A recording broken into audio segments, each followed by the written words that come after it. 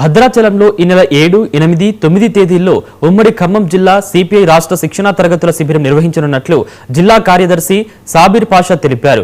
3 రోజుల పాటు జరిగే ఈ శిబిరంలో రాష్ట్ర, జిల్లా స్థాయి నాయకులు, కార్యకర్తలు పాల్గొంటారని చెప్పారు. దేశ, రాష్ట్ర రాజకీయ పరిస్థితులు, పార్టీ సిద్ధాంతాలు, సంస్థాగత బలోపేతం, ప్రజా ఉద్యమాల నిర్వహణ, సమకాలీన అంశాలపై సీనియర్ నాయకులు శిక్షణ ఇవ్వనున్నట్లు వెల్లడించారు.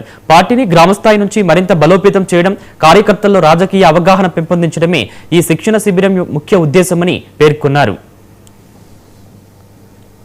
సంబంధించి అనేక సంవత్సరాల నుంచి మనందరం పోరాడుతాము. మీ అందరి యొక్క సహకారం ఒకటి, ఈ 5 గ్రామ పంచాయతీల సమస్యని పెద్ద ఎత్తున గతంలో సిపిఐగా మేము చర్ల నుంచి కొత్తలో పాదయాత్ర చేసాం, నిరాదీక్ష ఇతర పార్టీలు కూడా చేసాం.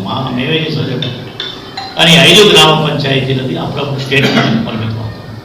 ఎవరు అధికార రాజకీయ మేము ఎన్ని పనులు చేసినా చేయాల్సిన వాళ్ళు చిత్తశుద్ధితో ఈ 5 పంచాయతీలు 2 ప్రభుత్వాలతో మాట్లాడి కేంద్ర ప్రభుత్వం భద్రాచలం క్షేత్రాన్ని, దక్షిణ అయోధ్య క్షేత్రాన్ని నిర్వీర్యం కాకుండా కాపాడాలంటే ఈ 5 గ్రామాలు తెలంగాణలో కలపాల్సింది.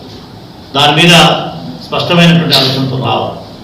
రెండవది, దీని అభివృద్ధి పట్ల గత ప్రభుత్వం నిర్లక్ష్యం వహించింది.